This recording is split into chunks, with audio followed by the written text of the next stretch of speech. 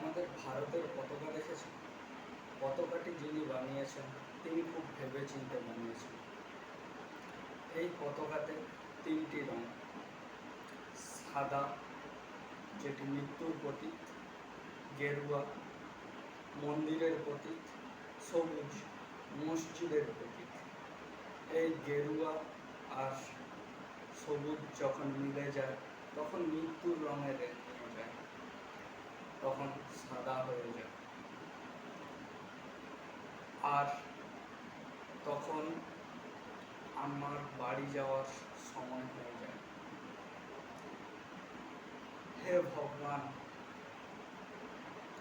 কে বলেছে ভারতের লোকের মন বুদ্ধি নেই? এই একটা ভারতের পতাকা দেখে সারা ভারতকে দেখা যায়।